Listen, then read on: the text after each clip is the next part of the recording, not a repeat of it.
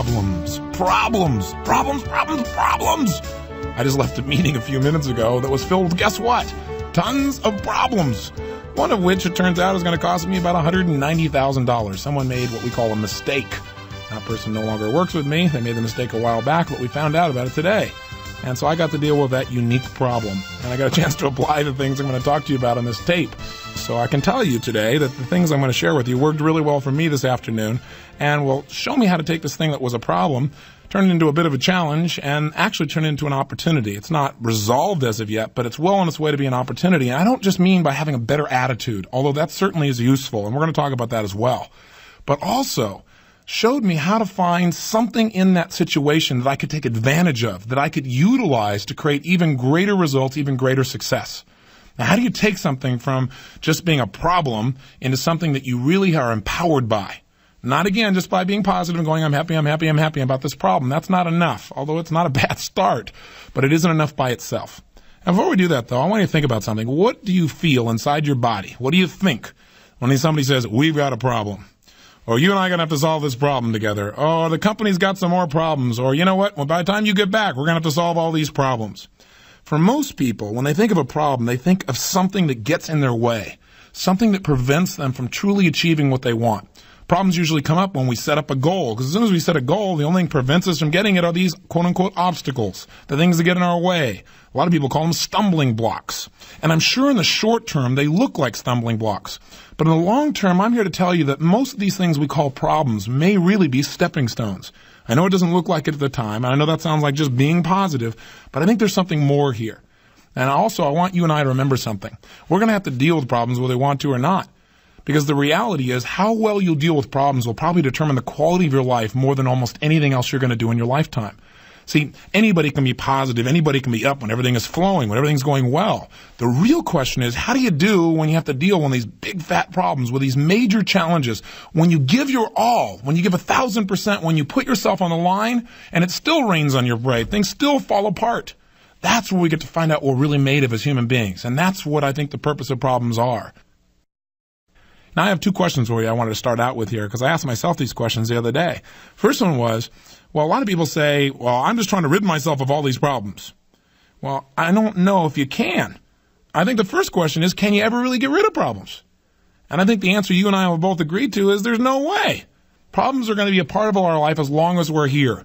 And the best study life is how it is, not how we wish it would be. We can do affirmations all day long, but we're still going to have these challenges out there that we're going to have to look at, and not just look at, but do something about if we want to shape the quality of our life and impact our personal destiny. So the second question I had is, well, if you can't get rid of problems, is there a purpose for them? Is there a reason they're there? I mean, gravity can be a pain in the tail. You know, it keeps you down here. It keeps you from doing certain things. But the reality is, you can look at it in the short term and say, it keeps me from doing things. Or you can say, gravity is a force and it has a purpose. There's a reason it's here. Maybe what I need to do is figure out how to utilize gravity. And by the way, gravity doesn't keep you from flying. Gravity can be utilized so you can fly in a directed manner. Without any gravity at all, you'd have a tough time flying from here to where you want to go. So I think that we may want to look at there's a purpose for problems. There's a reason why our Creator created these wonderful little experiences that we've created a label of problems for. And I suggest that they are here to benefit us. And I think that what determines the quality of our life, in my own personal experience, is not how big of problems we have, because almost everybody you meet has got big problems. And you know what? If you've got small problems, then you're probably bored. You need something that's going to test you, that's going to drive you, it's going to push you forward. And what I found, though, is that what makes the biggest difference is your attitude about the problem. Probably the most powerful example for me was in my own business. The first business I developed, Robbins Research. I found myself in a position where I was on the road, pushing like crazy, doing everything I knew how to do, stretching myself as far as I knew how to stretch myself, trying to give everything I could give. And I come home and find out that I got a partner that's embezzled $250,000 and run my company $758,000 in debt. That'll get your attention. That was a bit of a problem, and everybody said it was a problem that could not be solved, but I didn't buy that idea. So I have this core belief that says there's always a way if you're committed. And I found a way within a year to turn everything around. God, solving that problem created muscles that you cannot believe in me. It's like you can throw out a problem at me like the one that happened today, and I look at it and I go, okay, what do we need to do to make this thing into our advantage? How do we use it? How can we make this thing work? How can we use it today? How can we use it tomorrow?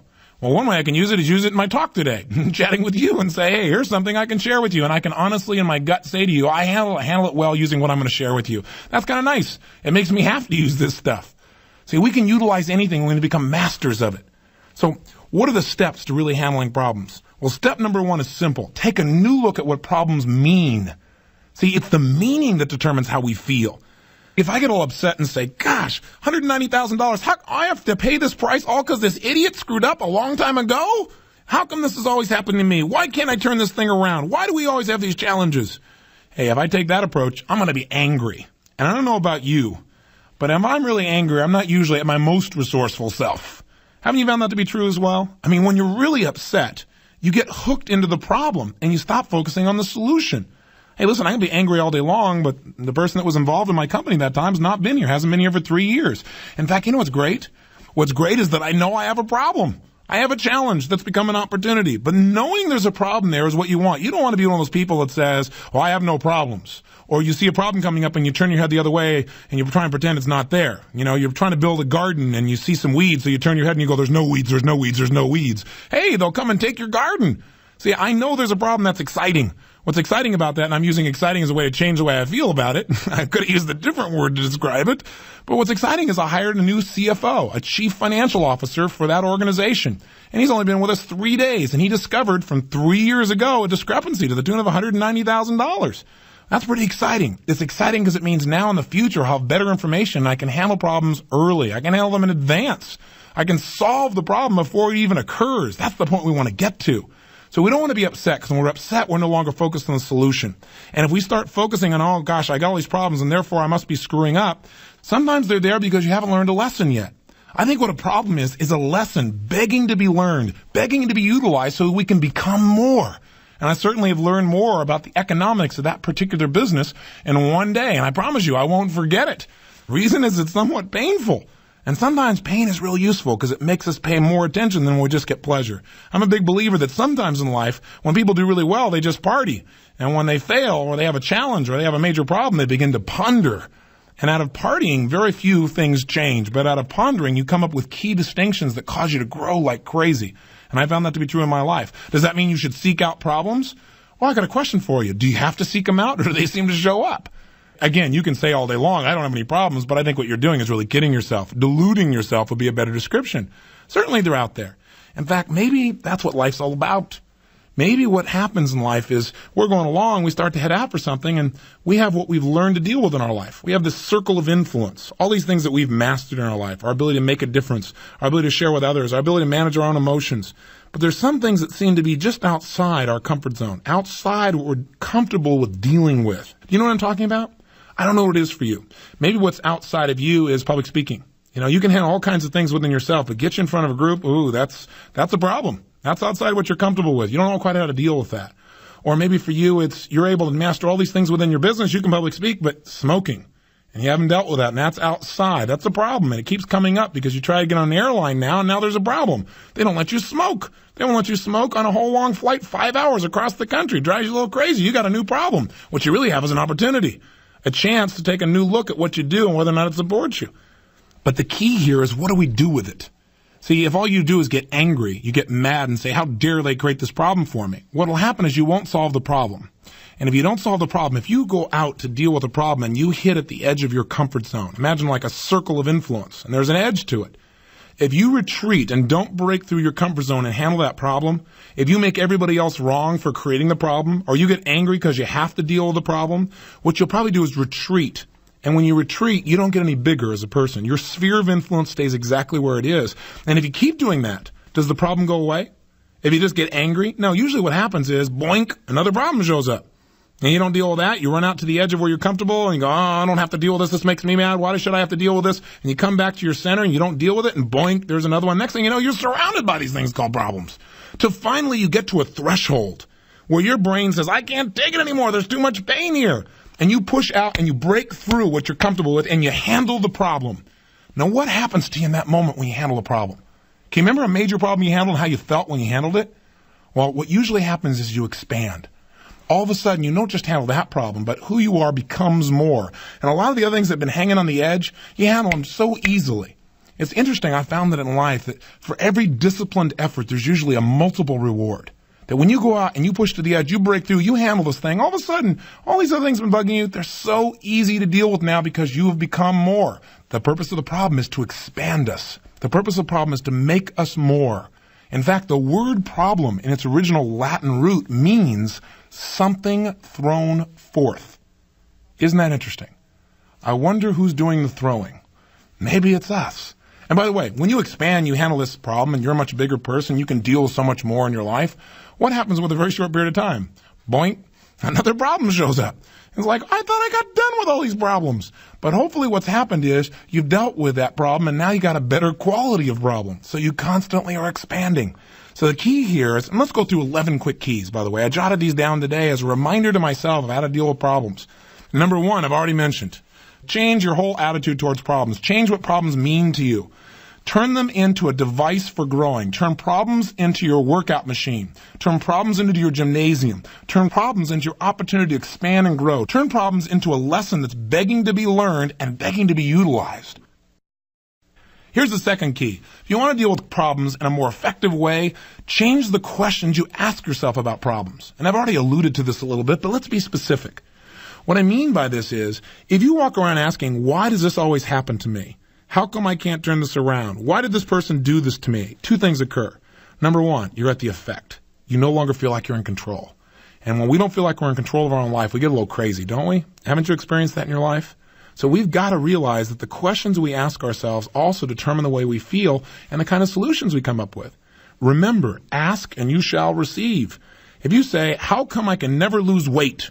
You're asking a pretty lousy question, and you're going to get a lousy answer to solve that problem. If you say, how come I can never lose weight? You've basically said you never will lose weight.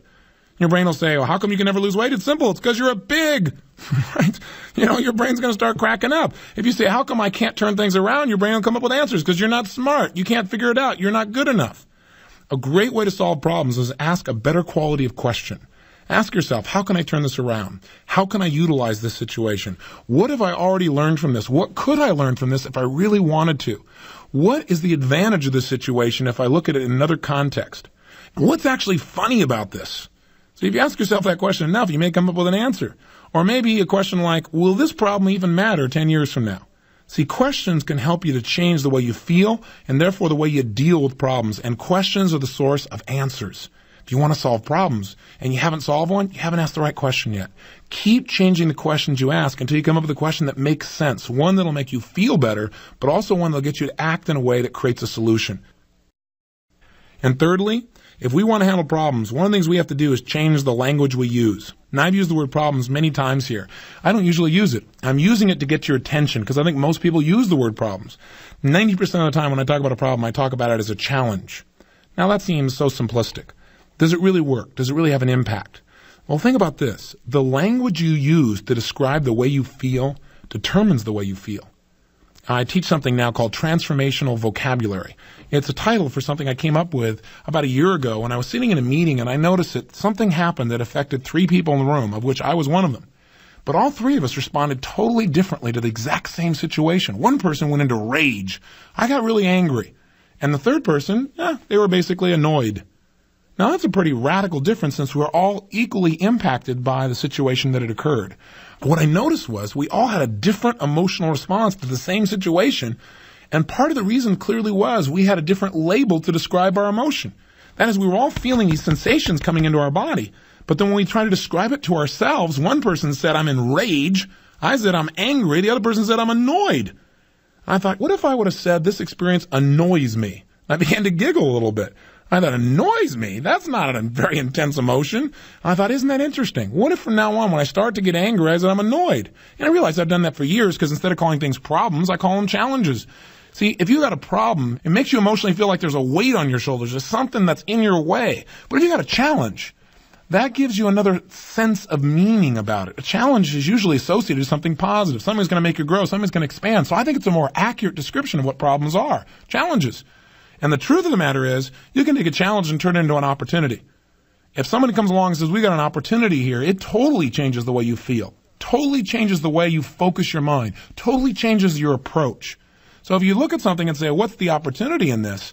you're going to find that can be handled more quickly. Now, it's sometimes hard to go from feeling like you got a problem to feeling like you got an opportunity in one breath. It can be done. It can be done just by disciplining your own emotion.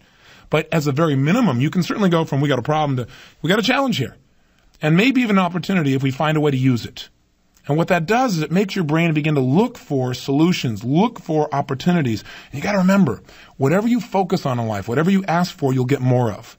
If you keep asking, why isn't this working? You'll get more reasons why it's not working. If you begin to ask, hey, what's the potential opportunity? And you keep asking, ask and you shall receive.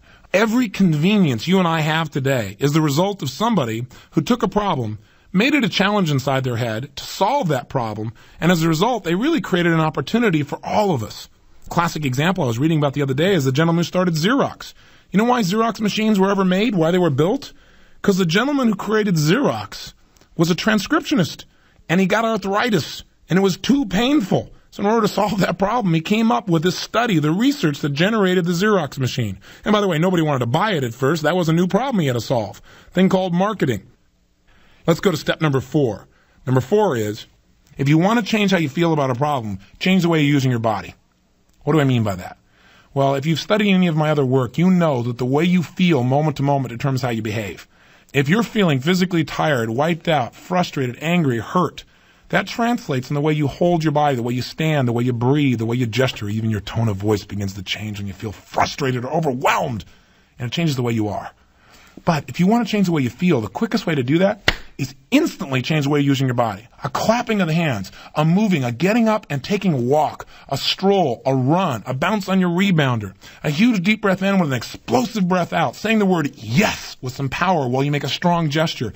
Anything that makes a radical change in the way you're using your physical body, the pace at which you're moving, the pace at which you're speaking, will instantly change the way you feel.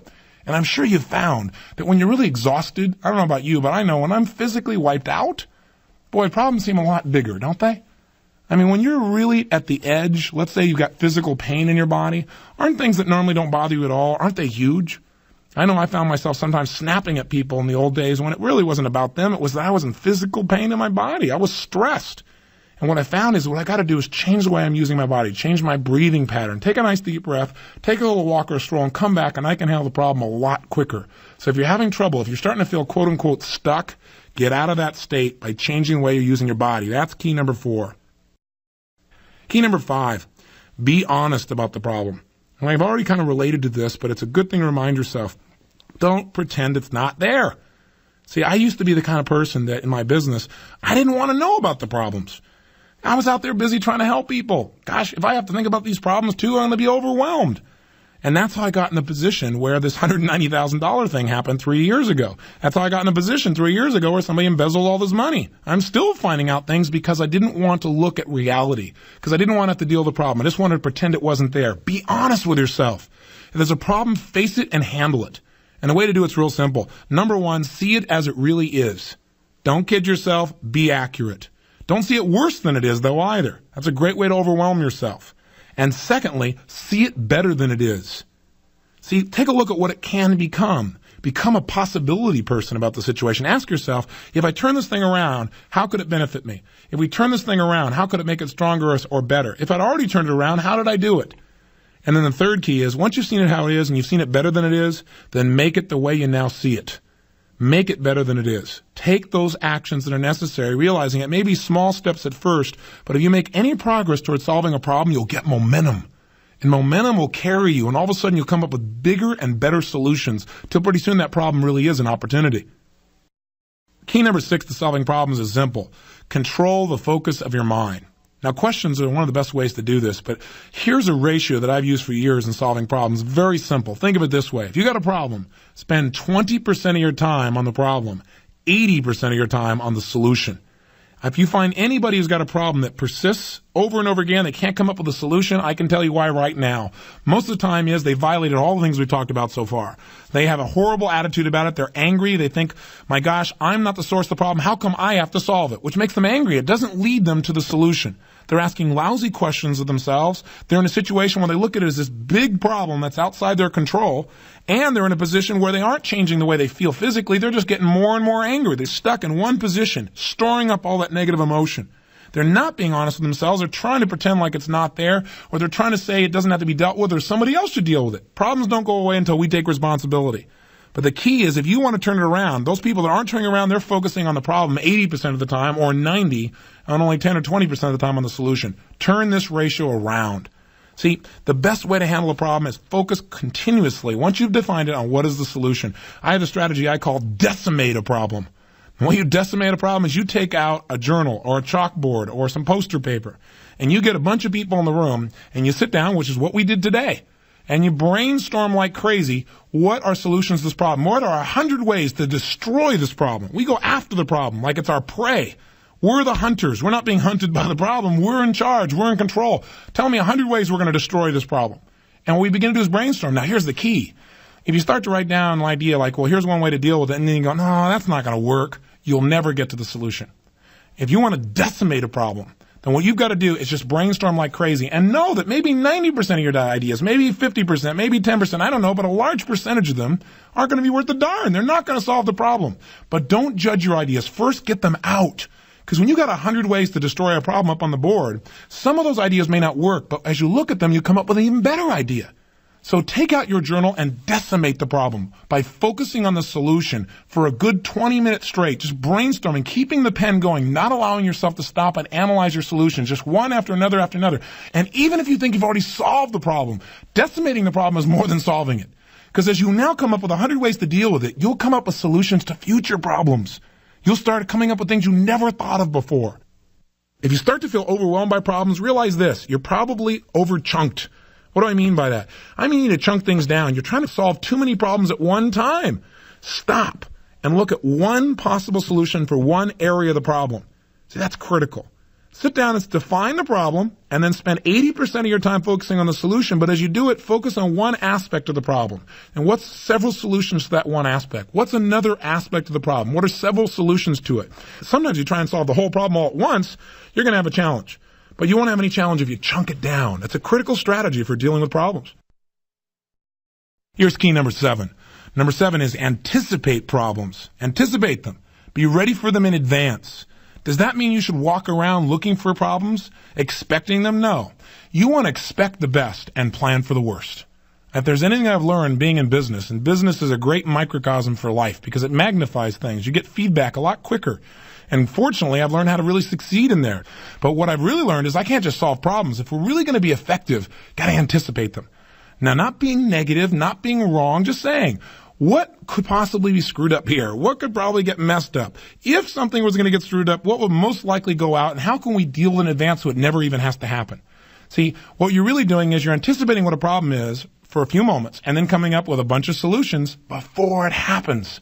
See, then you can have a lot less problems. Are you going to rid yourself of them completely? Of course not.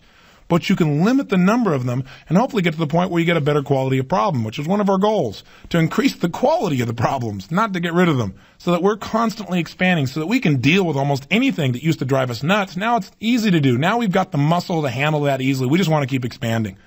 The bottom line is I've got a strategy that's worked really well in my business. And if we had it 3 years ago, I wouldn't have had this $190,000 learning experience. And that is this. We had back then challenges, things that we knew could come up, and we had a plan to deal with them.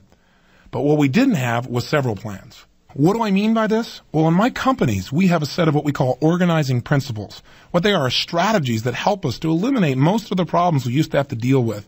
In fact, having these strategies today have turned us around. It took us from the things that happened 3 years ago, where we were almost bankrupt, into the largest personal development firm of its type in the United States today.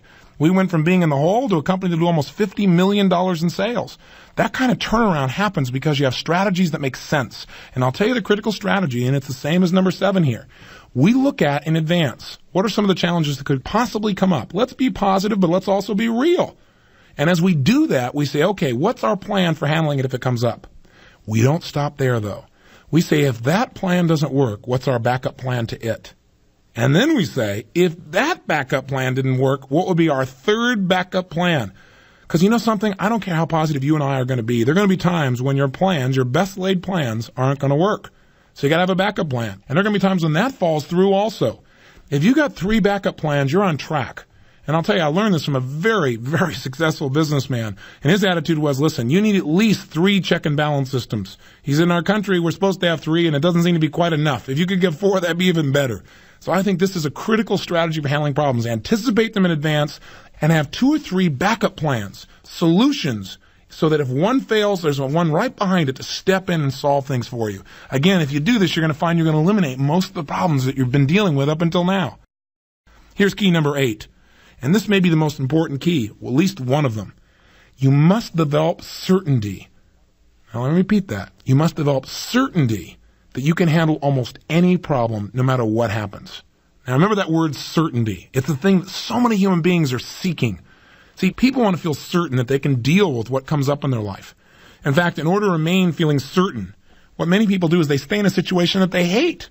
For example, I often see people in a relationship, and they really aren't happy together. They aren't working on even making their relationship better. They dislike each other. They're making 0 progress. But they'll stay in a relationship 10, 15, 20 years. Why would they do that? And the answer I found is that when you talk to these people, they say, well, I really should leave the relationship, but I guess I think about, what if I leave this relationship and then I never start another one? I never meet anybody else. Yeah, I'm unhappy, but at least I've got a relationship. At least I come home and I feel certain this person is here. Even if we fight, at least they're here. See, they'd rather deal with painful certainty than the ultimate pain of uncertainty. Because people are afraid when they're not sure what's going to happen, it could be worse than it is, and they hang on to what they've got. It doesn't make any sense, but it's the way human beings very often operate. So how do we feel certain? Well, a lot of us try and get ourselves to feel certain by working really, really hard. But is it possible to work really, really hard and then still have a problem come up and change things overnight? Is it possible, for example, to work your whole life, build a beautiful home for yourself and your family, and then one day have an earthquake take it away?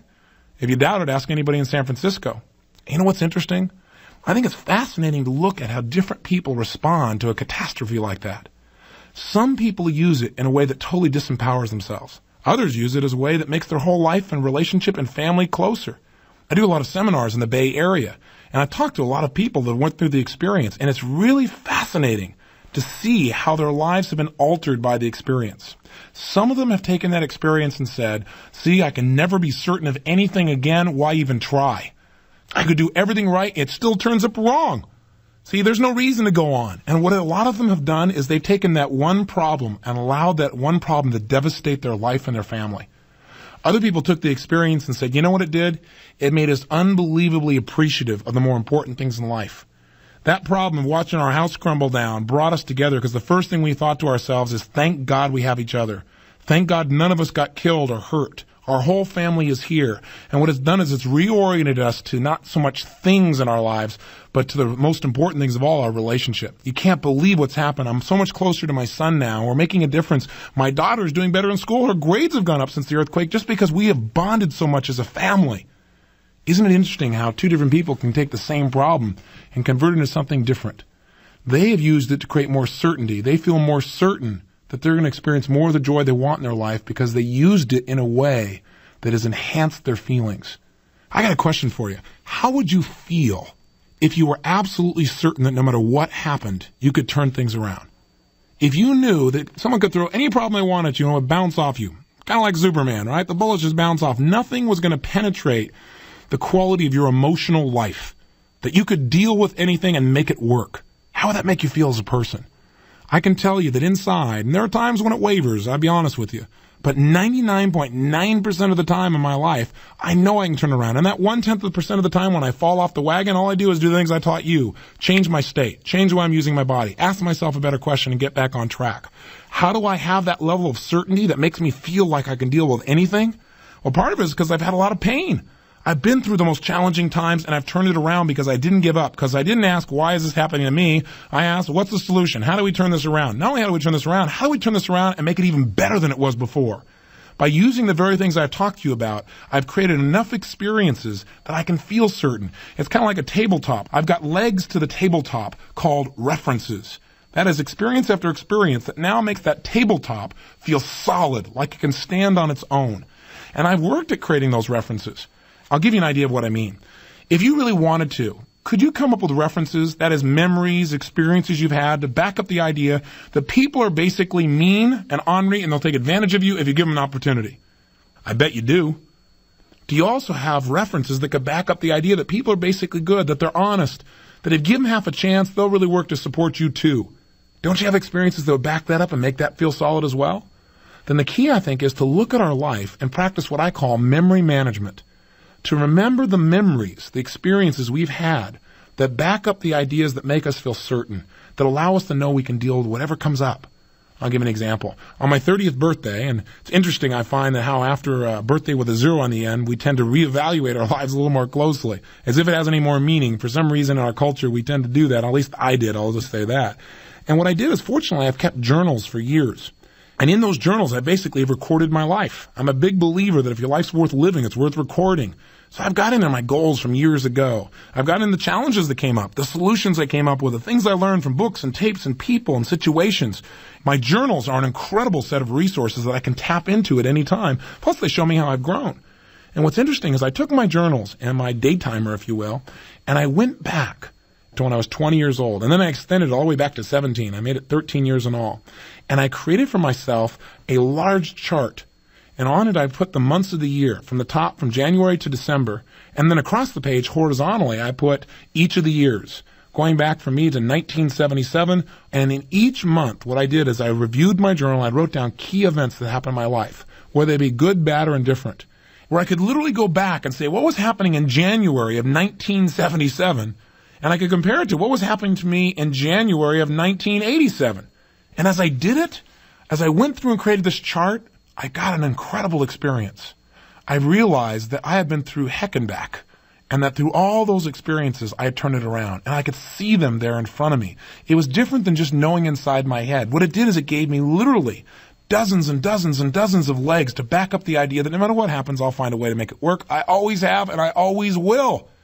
When you believe that in your gut, it gives you a power in dealing with problems that few people have. It gives you the emotional freedom, the sense of internal knowing that says no matter what occurs, I'm in charge. Gosh, it's an incredible feeling, and it's one you deserve. And so when you're done with this tape today, that's going to be your major assignment. Your major assignment is to at least begin creating a chart of the memories of your life for the last 10 years, where you're going to begin to fill in and maybe even talk to some other people around you. Because when this chart is complete, you'll find you won't be fearful of problems. Instead, what you'll do is you'll get excited about them. Because as I look back over those 10 years, I can see how some of those things that look like problems led to some of the things that I now value most. I had a problem years ago. I was supposed to fly to Denver, Colorado, but I had another engagement that I thought was more important to me. And they held me to my contract, and it made me angry because I thought, gosh, these guys could be flexible. They could reschedule it. They've got lots of opportunities. They could have somebody else speak on that day. I even offered to pay my way out of doing the event. I'd buy my time back. They wouldn't let me do it. It seemed like such a problem. But you know what? On that trip, I met the lady who became my wife. I look back and I remember when my kids came to live with me. 3 of my children are not my blood children, but they certainly are my kids, and I love them dearly, and our relationship has become incredible. But you know what? When they first came to live with me, oh my gosh, it changed the relationship with my wife pretty intensely. I mean, it really made me scared. Inside, I thought, gosh, I don't have any time with my wife anymore. These kids want to be with her all the time. I love the kids, but gosh, when do I get my time? And it was such a problem. It frustrated me. But you know what it made me do? It made me grow like crazy and figure out, how do I enlarge my heart? How do I allow myself to feel more in the same period of time, to absolutely feel my wife's love, to connect with her even more than we did before? And it also allowed me to be able to experience the love of my children, to create a bond that most people pray for during their lifetime. What an incredible problem. It created an incredible challenge, which turned into be the ultimate opportunity for expanding myself emotionally and spiritually and my family. See, what seems like a problem may actually be a gift. We just got to be willing to see that process. And as I looked over my life, I could see tons of these gifts. I could really see that these problems had enhanced my life, and I could see where it made changes and who I've become as a person. So when this tape is done, that's going to be your major assignment. You're going to want to take out a piece of paper and draw yourself the beginnings of a chart. You'll write down January through December, vertically from top to bottom, and horizontally, you're going to write the years. And when you're done with that, gradually, over the next few days, take some time, some concentrated time, maybe 30 minutes, maybe even an hour, to think about where you were at different months, different years, different experiences that have significantly affected you, both positive ones and also ones that seem negative at the time. And when you see them in context, When you look back, two things will happen. One, you'll say, man, I can survive anything. I've been through the tough times. I don't have to wonder whether I can do this. I've already handled those kinds of situations before. And two, it'll give you unbelievable certainty about your future. I remember years ago, when I was in junior high school, that's when we had the oil crisis. All of a sudden, we were in a situation where I didn't even have a driver's license yet. And I was beginning to wonder, gosh, would I ever get one? That was my big problem. Would I ever be able to drive a car? And what was interesting, I had a teacher that told us something I never forgot. He said, you know, young man, something you should remember. Human beings always solve the problems when they get big enough, when it's important enough. Necessity is the mother of invention. He said, don't worry about the oil crisis. He said, we'll find a way to turn the thing around, or we'll find a better solution. And then he read me this article, and it sounded like it was out of the newspaper that day, and it described how the whole world was going to go dark because oil wasn't available anymore, because we were running out of oil. You know what the oil was? Whale oil. Interesting. It was written in the 1800s. And he began to laugh as he read it to me, and I began to laugh too when I realized, hey, the bottom line is human beings are resourceful to always find a way. We need to realize we are human beings. We always will find a way, and feel the certainty that allows us to know no matter what happens, we're in charge, and to take worry and put it in its rightful place. Set it aside. Concerns one thing, worries another. Take charge of your life, handle problems from a state of certainty, and you'll come up with much better solutions. And let's go to our last 3 points. Number 9. Learn to solve problems, not just so you don't have any more problems, but so you attract a better quality of problem. What do I mean by a better quality of problem? What I mean is, your goal is not to not have problems. We've established that hopefully pretty clearly in this tape, and I've hit you on it over and over and over again because I really want that repetition to hammer inside your mind till you remember it, till it sticks with you. But in addition to that, a better quality of problem really means this. At one time in your life, you probably were struggling to figure out a problem and how to solve it, like how to pay the lousy bills. See, that's a pretty lousy problem. And if you focus on that, you're only going to get solutions on doing that. Till one day you say, I want a better problem. And the better problem is, how do I make enough money so I can take care of my family? How do I make enough money so I can contribute to my favorite charity? How do I make enough money that I can make a difference? How do I make enough money that I can influence the political process? See, when you ask those questions, you get a better quality of answer because you're asking and solving a better quality of problem, one that's going to expand you. See, as a society, we've had to deal with some of these problems. We have problems all around us, but they're better than they used to be. A couple hundred years ago, we're trying to figure out how to extend the length of someone's life. We're trying to figure out how to get somebody where they don't have to work 24 hours a day so they could just eat. Today, that's no problem. Eating is no problem. Notice how many fat people you see around you. Right? We have no problem doing that. Our problem is we've created a technology that has made it so much easier for man to do things that a lot of us spend most of our time in a sedentary fashion. Even when we're working, we think we're working hard and we're sitting there at our computer. Boy, those fingers are working really hard. See, the reality is we have to deal with the problem of all these degenerative diseases. And they're the result of us creating a solution to an old problem. So all we do is we now focus on something else. How do we increase our health, our vitality, and our energy while we simultaneously develop the technology that frees up more and more of our time? And for a lot of our youth, we've got to solve the problem of how do we get them to expand emotionally? How do we get them to have a spiritual path? How do we get them to make a difference when a lot of our youth are living in an environment where they can have virtually any choice met, where it doesn't take a lot of effort, where they literally expect instantaneous gratification? You and I have to figure out how to solve that problem so that our kids develop the emotional, spiritual, and physical muscles that allow them to compete and succeed in the 21st century. See, that's a new problem, a better quality problem, a problem that kind of inspires you. See, Einstein asked some interesting questions. He solved some problems. And in solving those problems, he may have created some additional ones that affect the entire human race. See, when we solve a problem, it doesn't end. We just come up with a better quality of one. And so we don't want to hide out from them. We want to seek them out. Focus on the solutions to the most important problems, not just the urgent ones. And you'll find out some of these little problems will just drop aside. You'll handle them easily. In addition, one of the most disempowering beliefs you can create for yourself is that things are outside your control. They're absolutely within your control the moment you decide to take responsibility. Now think of this word responsibility. Responsibility for most people is this big, heavy thing, just like problems. But the reality is response-ability, the ability to respond, comes when you take charge. When you say there is no problem that's too big, I don't care if it was somebody else's problem, I don't care if it was somebody else's challenge, I'm going to take control of it and turn it around because I want the muscle anyway. See, if you keep focusing on how you shouldn't have to deal with this, how it's somebody else's problem, the problem won't get solved, you'll just get more upset, and you'll find yourself in a position where the problem gets bigger, where all of a sudden it begins to affect you and create even more pain in your life. Just handle it. Point number 10 in having problems is this. Remember, you have no problems. You say, wait a second, you just spent 40 minutes talking to me all about problems. And you told me over and over again I should see them as challenges and solutions and all these different things. You told me how to deal with them. Now you're saying there's no problems? You're right. Develop a new belief. You have no problems. If you think you have problems, all you got to do is start comparing and contrasting with people in worse shape. You think you have problems? I suggest you take a trip to the morgue. You may discover you don't have any problems. A friend of mine is the chief psychologist at Bellevue. And oftentimes I've talked to people in seminars about how it's really valuable in life, not just to talk about another experience, but to go have it, to expose yourself to things, both positive and negative, that'll help you to appreciate your life more. And he decided to take some of his key psychologists and psychiatrists down to the morgue to have an experience, an associated experience of what death is like, so maybe they'd appreciate life a little more. And I'll tell you what, he took me on the same trip, and I will never forget it. I remember going in the hospital, and as we were going down the elevator to go into the basement, I remember looking around at some of these people that looked so sickly, and they looked so horrible, and I felt really bad for them. And after going to the morgue and having them open drawer after drawer and experiencing death in a different way than just how I think about it, like graduation, like moving on to what I believe may be a better experience. And many people believe what I believe in that area. Maybe you do, maybe you don't. But the point is this. When I stood there with these persons' bodies right there, I realized I'm more than my body.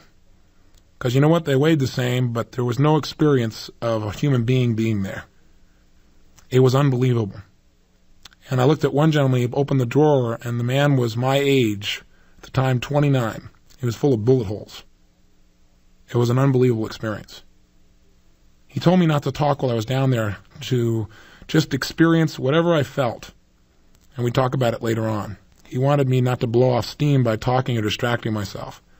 It impacted me emotionally. And I could tell you a lot about it, but in the moment I have left with you, I just tell you this. When I got back on the elevator, I looked at some of those same sickly people, and I realized they don't have any problems. I looked at some of those people who looked terrible, and all of a sudden they looked young and healthy, by contrast. I looked at my own life and realized I don't have any problems, and neither do you. You think you got problems? Remember, problems are a sign of life. If you don't have any problems, that's the only real problem I know of. If you got problems, you're healthy. Your key is utilize them, take advantage of them in so many ways as we've talked about, and realize how lucky you are to have this thing called problems. If you're not in the morgue, if you got your family, if you got your friends, if you have any portion of your health, if you can open your eyes in a free world and not worried about a soldier walking in telling you what to do, then obviously you don't have any problems. Might be good for us to remember. Here in America, we oftentimes lose perspective. It's real useful to realize how lucky we really are. And our final point 11, is real simple. Don't just solve problems. Take pride in solving them. Take pride in the result that problems create. Stop every now and then and take a look at something that once was a problem and now has shaped you for the better. Look at what you've done in your life. Look at the things you've solved and give yourself credit for who you've become as a person. Just remember, in the end, what you get in your life is not going to make you happy anyway. Who you become as a human being is the ultimate gift or the ultimate pain. If we utilize our problems effectively, we can become the kind of person that we're proud of. And when we come to the end of our life, we won't say, gosh, I wish I woulda or I shoulda. We won't feel like we only live 1/10 of our life. We'll stand tall and know that we live life fully, that we took these things we call problems and turned them into opportunities, and that we took this experience, this gift we call our lives, and we made it an adventure that we'll never forget.